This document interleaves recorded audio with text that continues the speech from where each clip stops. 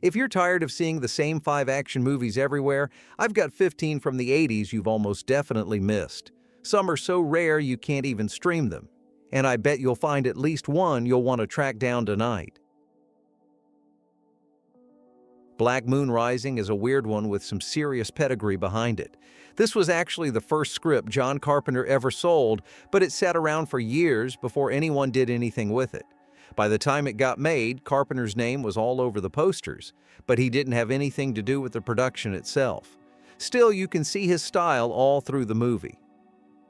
Tommy Lee Jones plays Quint. He's a total pro thief, dry as hell, kind of a Snake Plissken prototype. He's been hired by the feds to steal a cassette tape. The world isn't apocalyptic yet, but Quint acts like he's already over it. He runs into Nina, a car thief.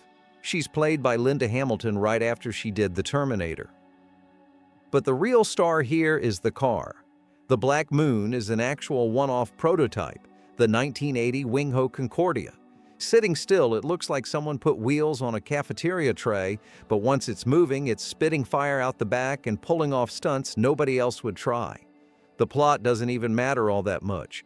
What you're really here for is Tommy Lee Jones crawling through air ducts, car chases, and the weirdly moody sax soundtrack. Shakedown has maybe the best buddy cop introductions you'll ever see. Peter Weller comes in singing Purple Haze in a suit, making this disgusting breakfast smoothie with instant coffee, milk, and a raw egg. Meanwhile, Sam Elliott wakes up in a seedy Times Square movie theater, brushes his teeth in the bathroom, and pulls his razor out of the fuse box. Right away, you know what you're getting. James Glickenhaus wrote and directed, and you can tell he knows every single buddy cop cliche, but he makes it all feel fresh. Weller is a lawyer, almost gone full yuppie, and Elliott is a world-weary cop who hates his own squad almost as much as he hates himself. And together they take on dirty cops and crooked cases all over New York. There's even a chase across Coney Island that ends with the Cyclone roller coaster flying off the tracks into a hot dog stand. No CGI, just wild practical stunts. Shakedown nails the tone. It's ridiculous enough to be fun, never so over the top that it gets annoying. The dirty cops play it straight, but there's always a little wink. If Sidney Poitier hadn't come out of an 11-year retirement to star in Shoot to Kill, this movie probably would have just disappeared. It's a thriller that's basically gone missing in the streaming age. It hasn't been released on home video since 2003, not on Disney's platforms, nothing. It deserves better, honestly. Poitier plays an FBI agent who's forced to team up with Tom Berenger, a mountain man, after a serial killer runs for the Canadian border through the Rockies. The killer is hiding among a group of hikers led by Berenger's girlfriend, Kirstie Alley, who's a trail guide. So you get Poitier and Berenger neither thrilled about working together, falling off cliffs, and trading respect. And all the while you're trying to figure out which hiker is actually the killer. Roger Spottiswoode directed this, and he keeps it moving, lets the actors do their thing without getting bogged down.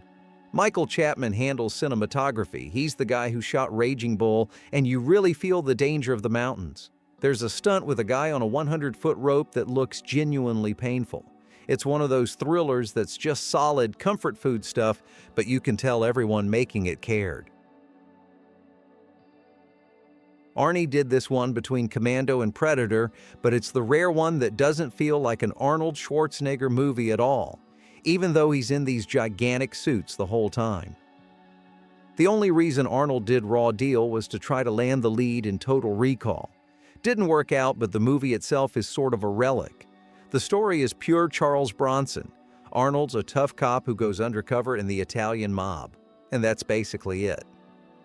He only had one request. His character can't cheat on his wife.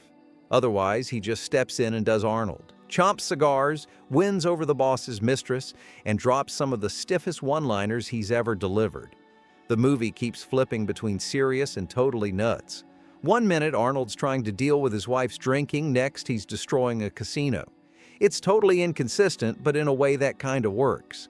There's even a scene where he drifts a convertible through a gravel pit, gunning down bad guys with satisfaction blasting. It's the last time Arnold made a movie like this before his whole career shifted, and honestly, that alone makes it worth a watch. Blue Thunder opens with a warning. Everything you see here, the tech, the weapons, the surveillance, it's all real and it's being used in the US right now. So right from the start, you know you're in for a ride. Roy Scheider took this job as an excuse not to do Jaws 3D, and honestly, good call. The script comes from Dan O'Bannon, who wrote Alien, and it's got that same edge. Scheider plays Frank Murphy, a Vietnam vet who now flies helicopters for the LAPD. The department picks him to test pilot this new police helicopter called Blue Thunder. It takes Murphy a while, but eventually he figures out this isn't about stopping crime, it's about total surveillance and the end of civil liberty. That's the point of the movie. It's basically a 70s conspiracy thriller hiding inside an 80s action movie. All the high-tech targeting and miniatures look cool, but what's really going on is pure paranoia. The last act does get a little too into the chopper-on-chopper action, but Blue Thunder still sets the standard. A mega-copter movie that's actually saying something. Nighthawks is to Stallone what Raw Deal is to Schwarzenegger. One of those odd in-between projects right before the big action star image locked in. The film started as a draft for French Connection 3, and it would have paired Gene Hackman's Doyle with Richard Pryor as his new partner. That never happened, but you can still see the bones of it here. Stallone is dead serious, barely says a word, and Billy D. Williams is technically his partner, but gets pushed out of the way by the edit. Production was a mess.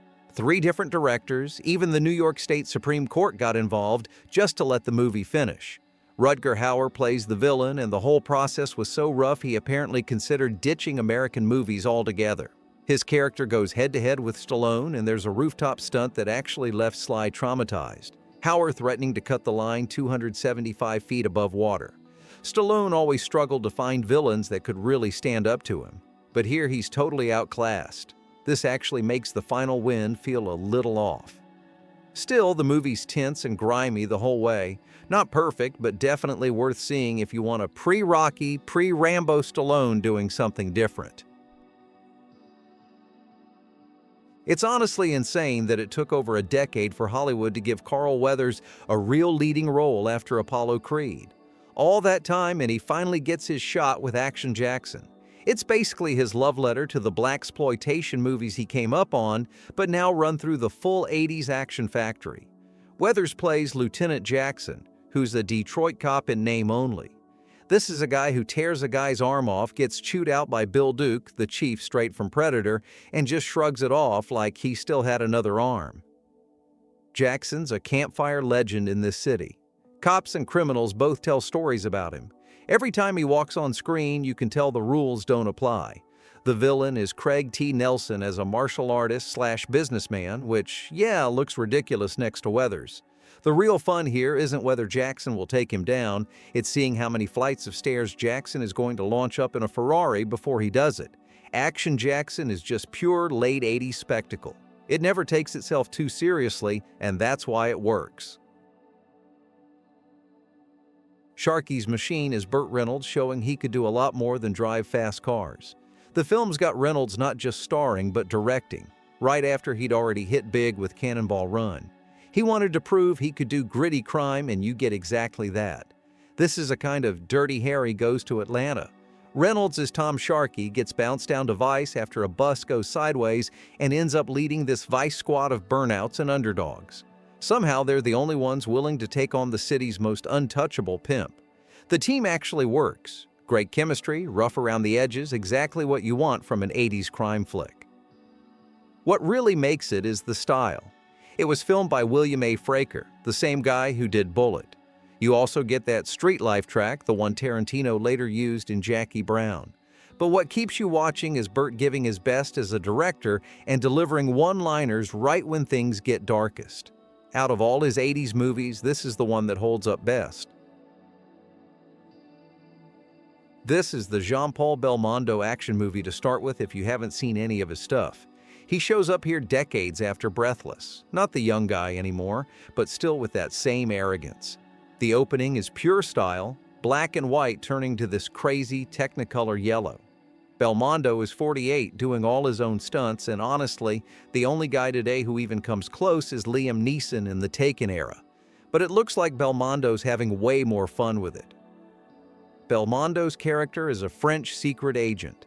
His own government throws him into an African prison, then leaves him there to rot.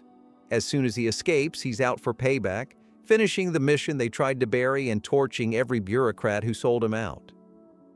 One thing everyone remembers is the music. Ennio Morricone is usually known for his westerns, but the theme for this film just takes over. Belmondo actually asked for it. That music turns every stare down and chase into high drama, gives the movie this sense of tragedy. If you end up liking this one, there's another Belmondo-Morricone team-up right after, The Outsider. It's not as sharp, but the stunts are bigger. In Busting, Peter Hyams' first film, two cops consider retiring early. In Running Scared, his ninth, Hyams finally lets them. Running Scared is one of those buddy cop movies that's actually about the friendship, not just the action. Billy Crystal and Gregory Hines play the cops, and the casting here really matters. Hyams had to fight the studio to get these two, and it was the right call. They're best friends first, cops second. The chemistry just works. They catch Jimmy Smits, the local drug kingpin, and after that the bosses put them on forced vacation for their own safety. They get a lucky break, inherit some money, decide to quit and open a bar in Key West. But before they can ride off, they've got to take down Smits one last time, because of course he's out on bail and coming for them. The movie bounces between jokes and real danger, and it actually makes the stakes feel real. There's stuff like Colombian necktie threats mixed right in with the banner. It's got the usual gunfights, but the real star is how much fun Crystal and Hines are having together. The action's solid too. Hyams shot the movie himself, and there's a train chase here that's seriously underrated. The Last Dragon is one of those movies where you just have to go along for the ride. There's a full music video for Rhythm of the Night in the middle of the film, and that's not even the weirdest thing that happens. The main character is Bruce Leroy, played by Tymek, and he's at the end of his martial arts training. His big goal is to unlock this mysterious power called the Glow. But naturally, the Shogun of Harlem is out to get him and wants the Glow for himself. If that's not enough, there's also a plot about a sleazy club owner muscling in on the hottest video dance club and forcing Leroy's love interest to play knockoff Cyndi Lauper songs. This movie is exactly where Bruceploitation meets blaxploitation. It's written like a comic book, filmed like a Saturday morning cartoon, and Motown's Berry Gordy produced it like a musical. There's a whole lot going on. Wild fight scenes, a soundtrack that goes way harder than you expect, and more plot-explaining songs than you'd ever think a movie would need. There are even mutant fish, seriously. It's like a love letter to grindhouse movies and hip-hop at the same time. The Stunt Man is the kind of movie the studio didn't know how to market, and you can see why. It's a comedy, drama, romance, thriller, and a send-up of Hollywood, all at the same time, sometimes in the same scene.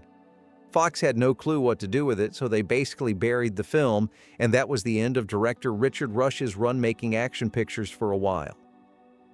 Peter O'Toole plays a totally unhinged movie director who spots a fugitive, Steve Railsback, and decides to hide him inside his film production as a replacement stuntman for a guy who just died. O'Toole's character lets everyone think he's just a crazy Brit, but really he's pulling all the strings, putting Railsback in more and more dangerous stunts just to get his movie finished. The stakes are always unclear. Is anyone going to die, or is it all just a game? The movie keeps you guessing and gets darker as it goes. There's a kind of madness here that fits perfectly for anyone who's ever worked in movies, or just likes films that mess with your head. The first Police Story was Jackie Chan's answer to Hollywood not having a clue what to do with him. He'd just bombed in America, realized nobody over there could really show off what he could do. So he went back and made it himself, with about 700 pounds of fake glass and some of the best stunts ever filmed. Police Story 2 comes a few years later after Jackie had already made 4 other movies.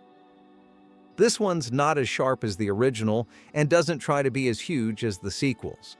Instead, it splits itself right down the middle. First half is kind of revenge thriller with Jackie's character pushed to the edge. Second half is a race against time to stop a gang of bombers. Either half could have made a decent sequel on its own. Mashing them together is the only real misstep, but at least it keeps Jackie on his feet for 2 solid hours. The pacing can drag and there isn't a single kind of stunt like the original.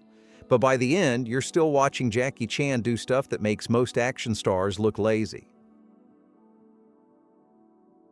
Walter Hill is one of those directors who never quite gets his due, and Southern Comfort is probably his most underrated movie.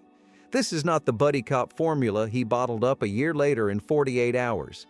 This is Hill doing straight-up survival action. The movie takes place in the Louisiana Bayou. 9 Army National Guardsmen are out there for a weekend training exercise, all totally unprepared for what's coming. It all falls apart over what starts as a dumb joke. One of the soldiers opens fire with blanks at a group of Cajun hunters. He's not realizing these guys are about to take it personally. The hunters come back at them and suddenly these weekend warriors are in over their heads, running for their lives. It's not an easy watch.